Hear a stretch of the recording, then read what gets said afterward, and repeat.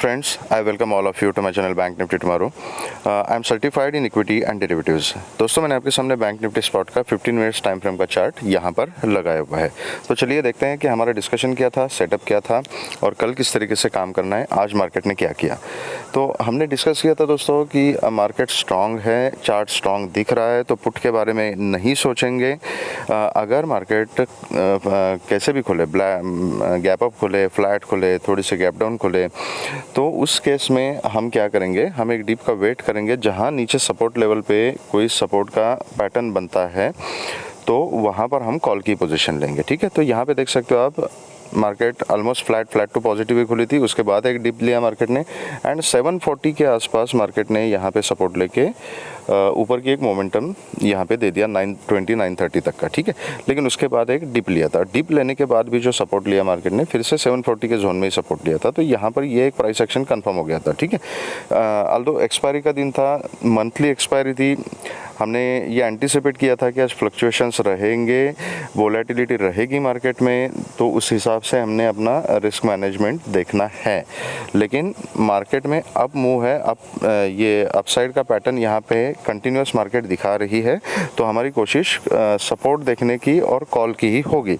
तो as per that अगर आपने 740 के आसपास कहीं ये पैटर्न देख के यहाँ पर कॉल की पोजीशन बनाई होगी तो आई एम श्योर अच्छा खासा प्रॉफिट यहाँ पे मिला होगा। हमने ऊपर की तरफ जो टारगेट डिसाइड किए थे वो 980 टू 4330 तक का zone first, and then 4380 to 130 का जो जोन था, that was important resistance zone. तो इनकी हमने बात की थी, तो मार्केट ने हमें 43 तक के टारगेट दे दिए।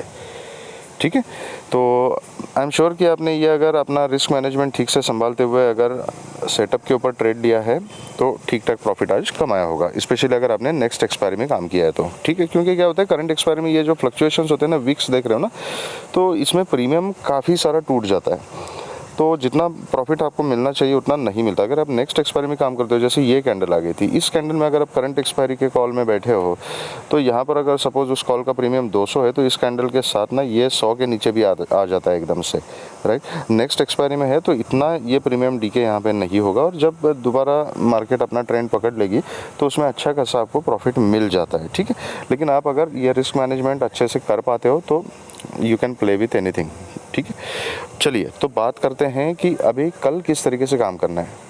सबसे इम्पोर्टेंट चीज़, कल का जो मार्केट होगा वो बहुत सारी चीज़ें डिपेंड रहेगी एक्सिस बैंक के रिज़ल्ट के ऊपर, तो वो आप ध्यान रखिएगा, देख लीजिए कि एक्सिस बैंक के रिजल्ट्स कैसे होते हैं, क्या होता है, उसके ऊपर काफ़ी सारी चीज़ें डिपेंड रहेगी। दूसरी बात कि कल का जो दिन है, फ्राइडे का दिन है, नए कॉन्ट्रैक्ट्स बनेंगे और मंथली कॉन्ट्रैक्ट्स भी नए बनेंगे कल से।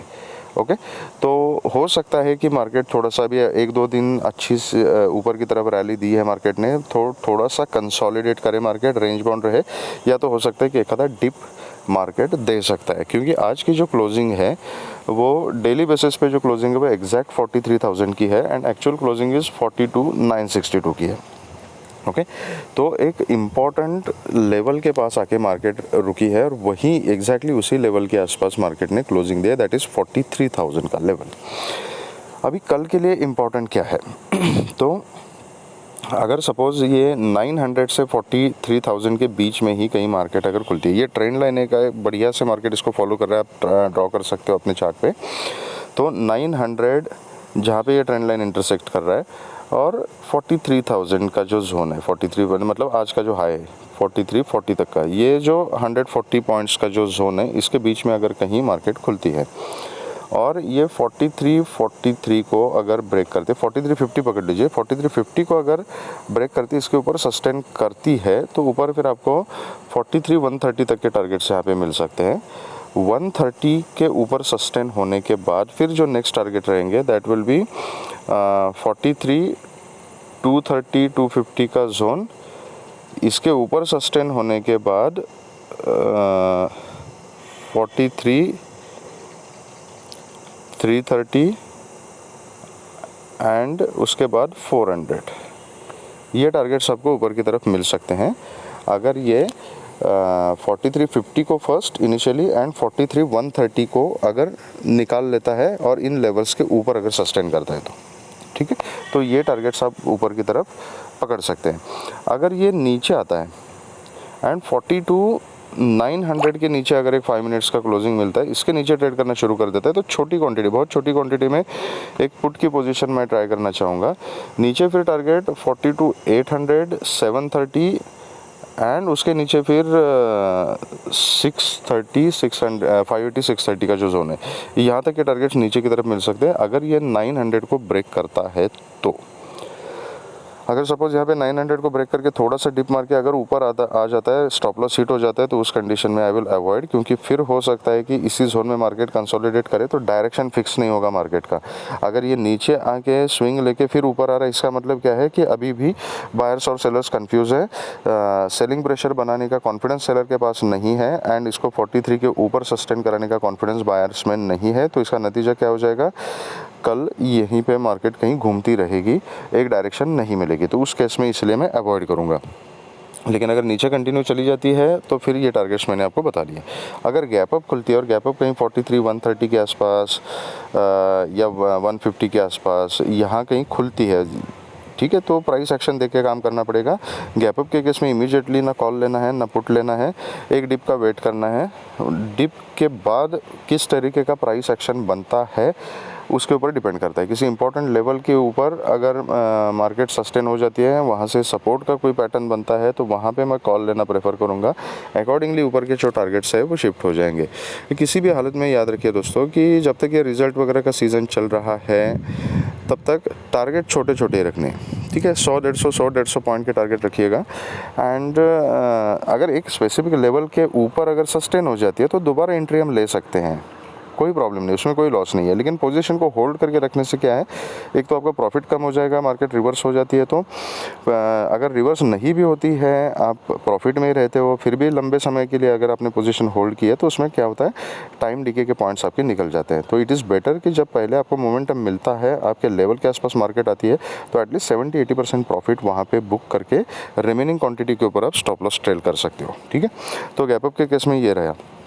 अगर गैप डाउन होता है और कहीं 900 के नीचे गैप डाउन होता है, समवेयर अराउंड 800 या 730 वगैरह, तो these are important support levels.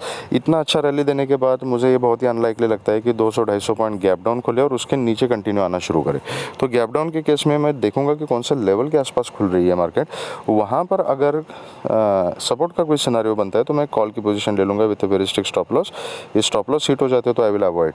फिर वो अनयूजुअल मोमेंट होगा मार्केट का कि पहले 150-200 पॉइंट गैप डाउन खुली और उसके बाद और नीचे की जर्नी कंटिन्यू कर रही है, तो it will be little weird moment, ठीक है। तो फिर ऐसे मोमेंट में मैं काम करना प्रेफर नहीं करूँगा, आई विल अवॉइड।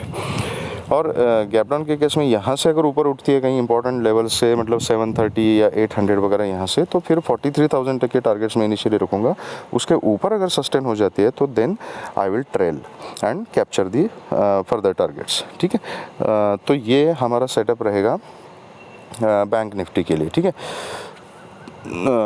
ओके, तो बात करते हैं अभी निफ्टी में कल किस तरीके से हम काम कर सकते हैं। निफ्टी में हमारा डिस्कशन क्या था, तो दोस्तों निफ्टी में देखिए, निफ्टी में बहुत अच्छा एक रैली हमें मिला है। क्लोजिंग है 17,923 की क्लोजिंग है और 931 का हाई यहाँ पे लगाया हुआ है। कल जो हमने टारगेट्स डिस्कस किए थे, निफ्टी का भी सेम सिनेरियो था कि फ्लैट टू पॉजिटिव खुली, एक डिप लिया था उसने और 17,800 पे निफ्टी ने सपोर्ट लिया। तो डिप के ऊपर सपोर्ट मिलता है तो बाइंग का हमारा प्लान था। उसके बाद एंड जो कंफर्म बाइंग का पोजीशन था हमारा वो 840 के लेवल का था। आप प्राइस एक्शन देख लीजिए, यहाँ से डिप किया, यहाँ से डिप लेने के बाद सपोर्ट लिया और ये कैंडल्स देखिए, ये 17,840 से 820 के बीच में यहाँ पे कंसोलिडेट किया और जैसे ही 840 का ब्रेकआउट दे दिया ना, उसके बाद है कि ये मोमेंटम अच्छा खासा हमें मिला। तो जिन लोगों ने ये मोमेंटम फॉलो किया होगा, सेटअप फॉलो किया होगा, उनको आई एम श्योर अच्छा खासा प्रॉफिट यहाँ पे निफ्टी में भी मिला होगा। और ऊपर के लेवल्स हमने जो डिस्कस किए थे, अगर 840 को ब्रेक करता है तो 920 तक के लेवल्स हमने डिस्कस किए थे। निफ्टी ने हमें 931 तक के लेवल्स दे दिया और क्लोजिंग 923 का दिया है, ठीक है। अब कल किस तरीके से काम करना है, 870 से लेके 9:30 के बीच में कहीं पर भी निफ्टी खुलती है, देखना है कि किस साइड में ब्रेक कर रही है। 9:30 के ऊपर सस्टेन हो जाती है तो definitely I would like to go for a call with a very strict stop loss. ऊपर फिर जो टारगेट्स रहेंगे 970 18,000 तक के टारगेट्स रहेंगे। बी केयरफुल, अराउंड 18,000 एक इम्पॉर्टेंट लेवल है, तो वहाँ पर आप अपना प्रॉफिट बुक कर सकते हो या स्टॉप लॉस को ट्रेल कर सकते हो। ठीक है, 18,000 के ऊपर जाने के बाद फिर 18,030 एंड 18,050 यहाँ तक के टारगेट्स ऊपर की तरफ मिल सकते हैं। उसके ऊपर आप ट्रेल कर सकते हो टिल 18,100 एंड 130। अगर यहाँ बीच में खुल के नीचे की तरफ आती है, वेट करना है, प्राइस एक्शन देखनी है कि 870 के आसपास निफ्टी क्या कर रही है। ये एक ट्रेंड लाइन आप ड्रॉ कर सकते हो, इसका इंटरसेक्शन है, दिस इज़ इम्पॉर्टेंट लेवल 870 का जो लेवल 870 टू 880। तो यहाँ पे प्राइस एक्शन को देखना है, यहाँ पे सपोर्ट लेने का कोई सीन बनता है, पैटर्न बनता है, तो यहाँ पे मैं कॉल की पोजीशन ले लूँगा। अगर 870 के आसपास कॉल की पोजीशन लेता हूँ तो 860 के आसपास मेरा स्टॉप लॉस रहेगा इंडेक्स में। ऊपर के टारगेट्स आज के हाई तक के 930 तक के टारगेट्स रहेंगे, उसको अगर ब्रेक करती है तो फिर ऊपर के टारगेट्स के लिए मैं ट्रेल करूंगा। लेकिन अगर 870 के लेवल को निफ्टी ब्रेक करती है, मतलब यहाँ से आके डायरेक्ट ब्रेक करती है, सस्टेन हो जाती है, फॉलो अप आ जाता है, या यहाँ से डिप लेके कहीं इसी जोन में कंसोलिडेट करती है और फिर थोड़ी देर के बाद ब्रेक करती है, कैसे भी ब्रेक करे, 870 के नीचे ब्रेक करने के बाद मैं एक छोटी क्वांटिटी, बहुत छोटी क्वांटिटी में पुट की पोजीशन ले सकता हूँ। उसके नीचे मेरे 830, 800 और फिर उसके भी नीचे अगर निकल जाते हैं तो 750 तक के टारगेट्स हो सकते हैं, लेकिन 800 तक के टारगेट्स तो इजी मिल जाएंगे अगर 870 को ब्रेक करती है तो। ठीक है, अगर गैप अप खुलती है और कहीं 18,000 के आसपास खुलती है तो फिर एक स्विंग कंपलसरी देखनी है कि प्राइस एक्शन कैसे बन रहा है, बेरिश बन रहा है, और ये अगर यहाँ से नीचे आके फिर पुल बैक लेके फिर नीचे आने का कोई सीन बनता है, I will go for a put. और अगर यहाँ से सपोर्ट लेके हायर हाई टाइप कुछ बुलिश पैटर्न बन जाता है तो उस केस में I will go for a call. तो प्राइस एक्शन देख के गैप अप के केस में मैं काम करूँगा। गैप डाउन हो जाती है कहीं 830, 850 या उसके भी नीचे 770, 780, 800 इस लेवल के आसपास खुलती है, मैं कॉल की अपॉर्चुनिटी देखूंगा with a very strict stop loss. अगर पैटर्न नहीं मिलता है, कंफर्म मूवमेंट नहीं मिलती है या स्टॉप लॉस हिट हो जाता है तो उस केस में I will avoid. Sorry, gap down खुलने के बाद अगर मुझे सपोर्ट का सिनारियो मिलता है, मैं कॉल लेता हूँ, तो फिर मैक्सिमम टू मैक्सिमम 930 तक के टारगेट्स ऊपर की तरफ रहेंगे। उसके ऊपर सस्टेन होती है तो फिर मैं आगे उसको ट्रेल करूँगा।